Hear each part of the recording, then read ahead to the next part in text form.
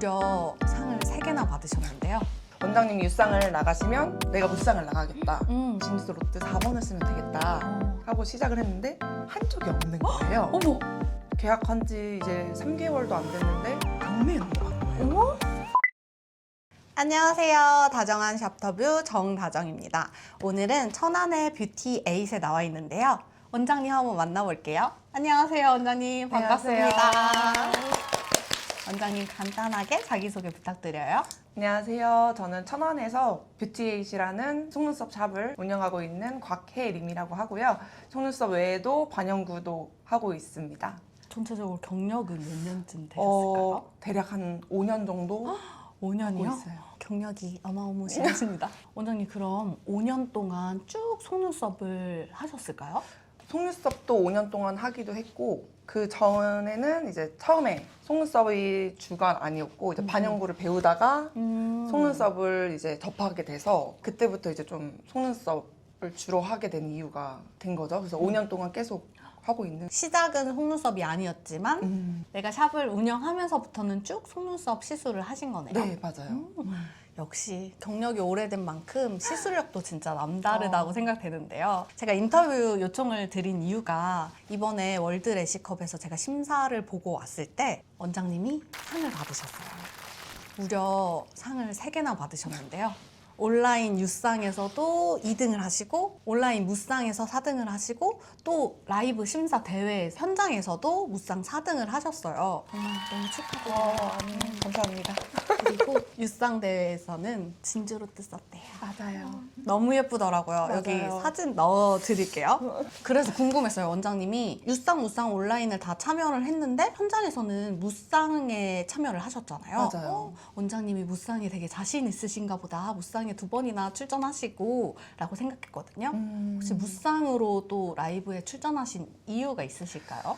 무쌍을 나가야지 라는 건 처음엔 없었고 수강도 하고 있는데 그 원장님이 대회를 같이 나가게 됐어요. 처음이다 보니까 그리고 창업 전인 원장님이셔가지고 처음 나가면은 무쌍보단 유쌍이 또 괜찮고 베이스 좋은 모델도 좀 쉽게 구할 수도 있는 거고 그래서 원장님이 유쌍을 나가시면 내가 무쌍을 나가겠다 했던 계기가 좀 컸던 것 같아요. 그러면 내가 무쌍에 나가고 수강 원장님이 유쌍에 나가서 우리 같이 상을 받아보자 네, 맞아요. 한 큰 각오로 그것도 있는데 수강 원장님은 그거였어요. 저는 상보단 50분 안에 로또 떼기 이게 제일 큰 목표였던 거였어요. 그 원장님은 배우신 지는 얼마나 되셨는데 배운 지는 지금 한 6개월도 안 됐어요. 6개월 배우고 바로 상도 받고 맞아요. 제가 더 뿌듯하더라고요.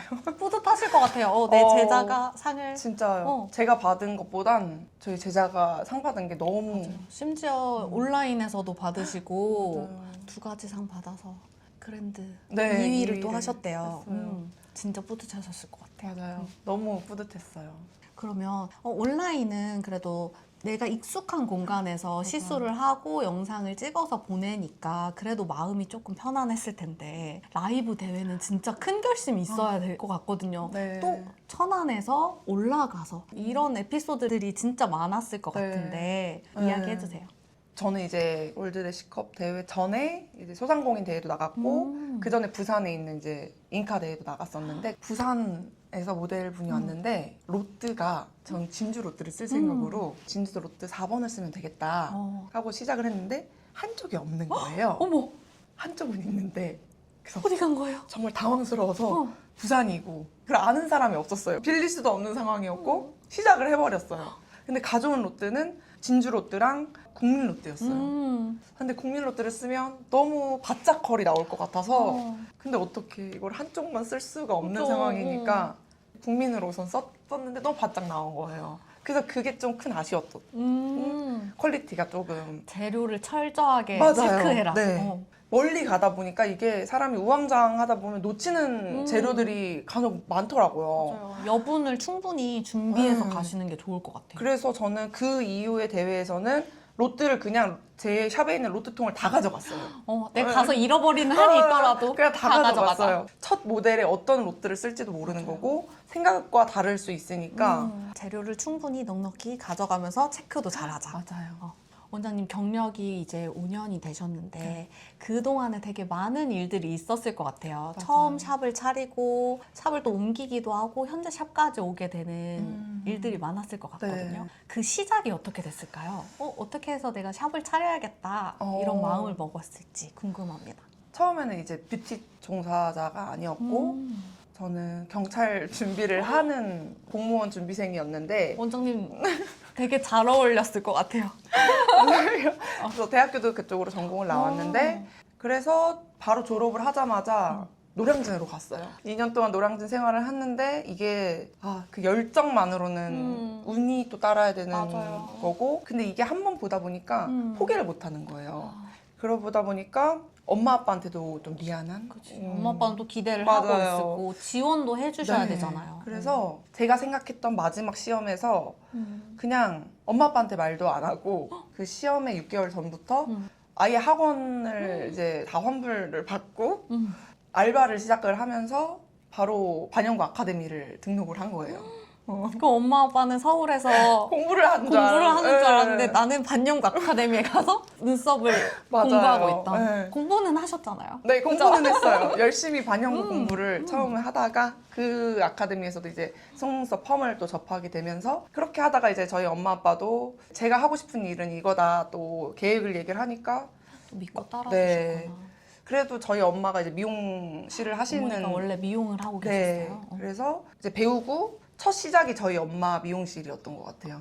옆에 베드를 하나 놓고 저희 엄마가 이제 손님들이 계시다 보니까 딸내미 이거 배웠다로 시작을 해서 한번 해보셔라. 그때부터 좀 소량의 돈을 받고 처음에는 뭐 모델도 많이 했죠. 하다가 어느 정도 이제 돈을 좀 받아도 될 것 같다 해서 저희 내 엄마 실력이 직원으로 상승됐다. 네, 그 식으로 해가지고 근데 아무래도 저희 엄마 샵은 좀 시골에 있다 보니까 안 되겠다. 좀 큰 데로 가고 싶다 해가지고 천안을 오게 됐는데 천안에도 처음부터 샵을 차린 건 아니고 샵인샵을 6개월 정도 하다가 편하게 혼자 1인 샵을 차리자 해서 두정동으로 넘어온 게 1인 샵 여기 말고 그 전 바로 직전 거기서 한 2년 정도 했던 것 같아요.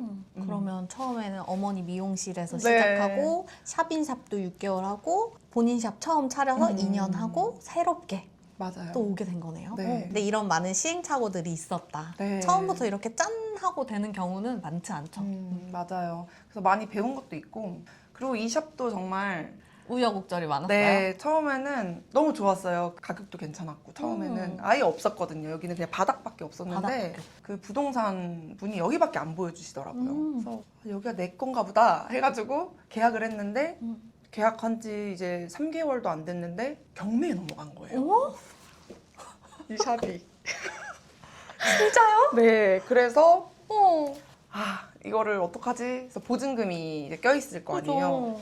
근데 저는 정말 좀 바보같이 그 관리실에 전화를 해서 뭐 이제 월세를 어떻게 해야 되냐는데 2달치 이상 밀리면 그냥 강제 퇴거 조치를 당할 수 있다 해서 그 뭔가 무서움에 꼬박꼬박 월세를 냈어요 또. 경매에 나가 있는데도 네, 월세를 냈다고? 냈어요. 그래서 처음이었으니까 이런 경매에 넘어갔던 저희 그 상황이. 그죠. 이런 경험이 네, 그래가지고 있을 리가 없죠. 법원에서 이제 뭐 받으러 오라고 하더라고요 돈을. 월세를 낸 돈을 받으러 오라? 그 보증금을. 보증금을? 그래서 갔는데 이제 뭐 판결을 하더라고요. 저뿐만이 아니라 이제 다른 사건들도 막 같이 해서 했는데 저를 이름을 불렸는데 그 종이를 봤는데 15만 원 정도의 돈을 받는 거예요. 보증금이 보증금이? 500만이었어. 그걸 못 받는다. 왜냐 1순위도 아니었고 다 이제 은행 빚으로. 485만 원이 날라간 거예요? 네. 그리고 나서 이제 새 주인이 왔잖아요.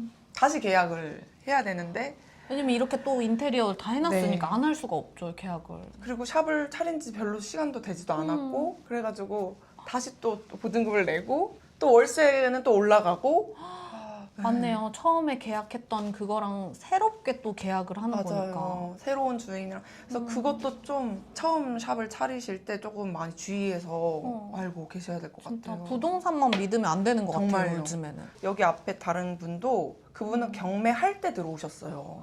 근데 그 부동산 업자가 이건 보증을 해주겠다. 그 보증금을 보증을 해줄 테니까 그냥 들어오면 된다. 했는데 그게 안 된 거예요. 그래서 그분도 부동산 업자 말을 듣고선 했는데 또 돈을 낸 격이 그럼 되는 그 거죠. 부동산은 그대로 부동산업을 하고 있나요? 네, 하고 있어요. 그분하고의 얘기가 돼서 돈을 다시 돌려받을 수는 없는 거예요? 없대요.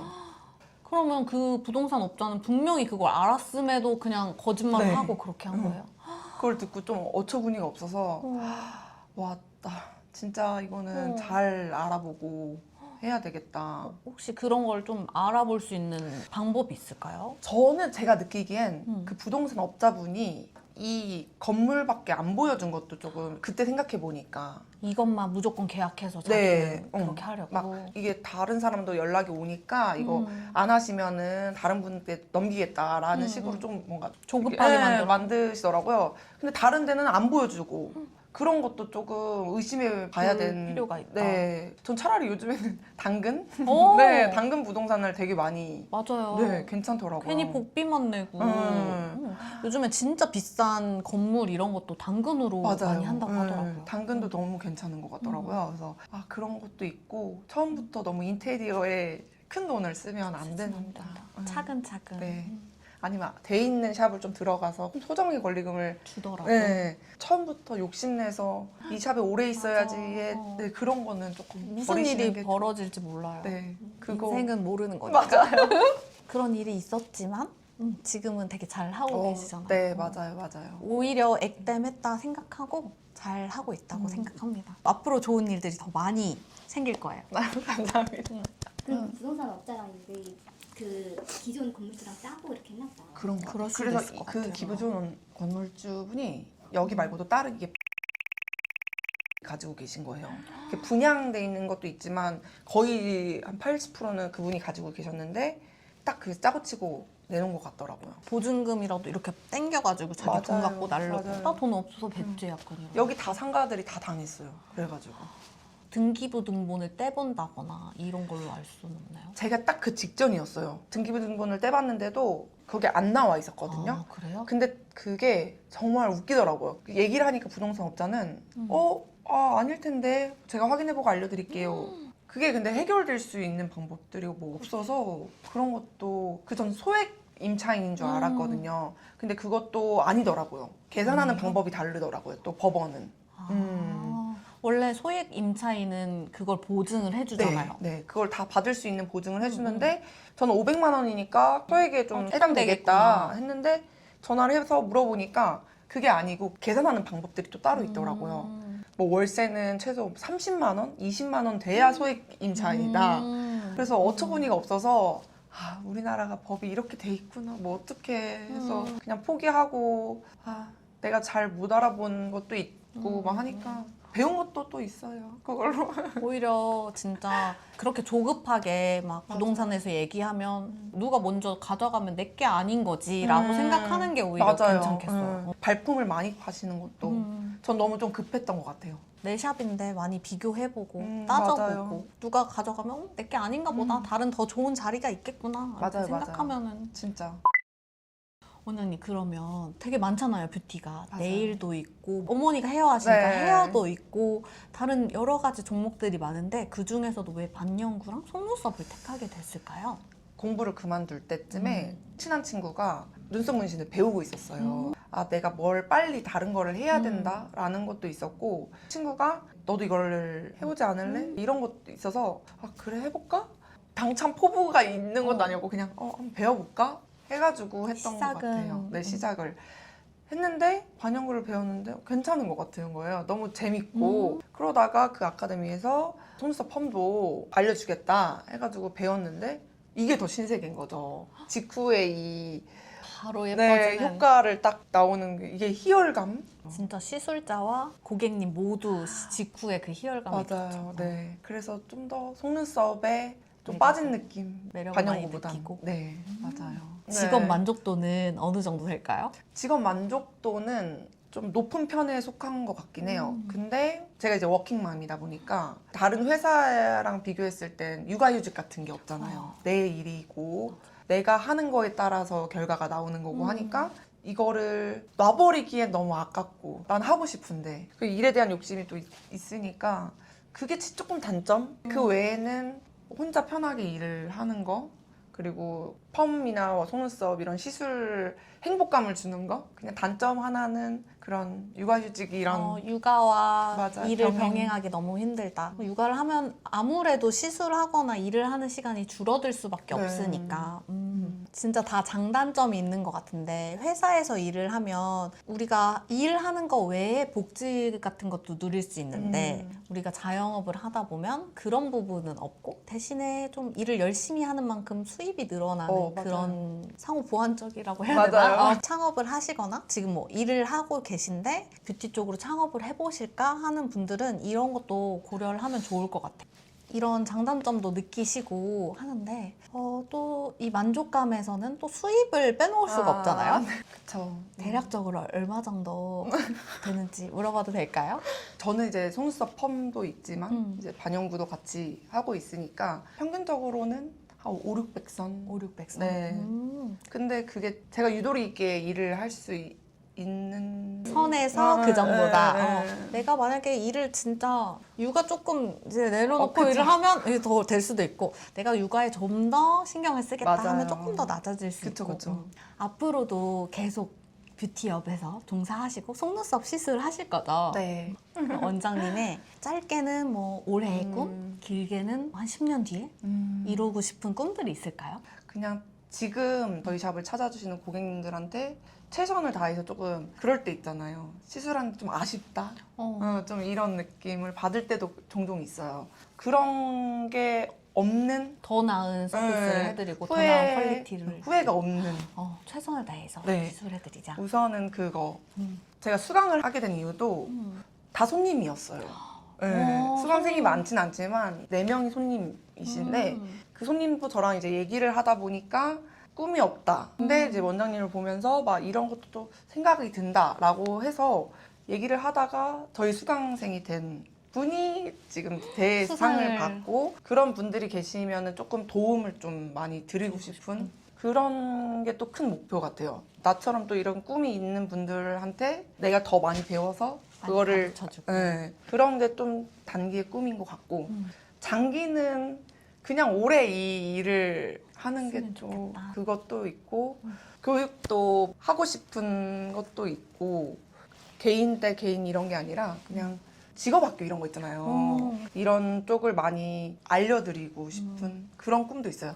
그럼 장기로 그런 꿈들을 갖고 있으시면 또 갖춰야 될 자격들을 하나하나 그쵸. 채워가는 재미도 있을 것 같아요. 맞아요. 그래서 그러니까 우선은 저는 전공이 경찰행정학과라고 했잖아요. 근데 뷰티를 하다 보니까 뷰티를 계속 할 거면 전공을 해야겠다 해서 사이버대학교를 들어가서 수료를 해서 졸업을 했거든요. 종합면허증 갖고 네, 계시고. 그래가지고 그런 것도 조금 팁인 것 같아요. 사이버대학교나 요즘에는 학점은행제 뭐 이런 것도 미리미리 조금 준비를 해놓으시면 창업을 하고 나서 도움이 되지 않을까요? 이따가 샵 투어 때도 말씀드리려고 했는데 원장님이 샵인샵 하고 계시잖아요. 네네네. 샵인샵을 내가 앞으로 꿈꾸고 있다 하시는 원장님들은 방금 꿀팁 새겨 들으셔야 돼요.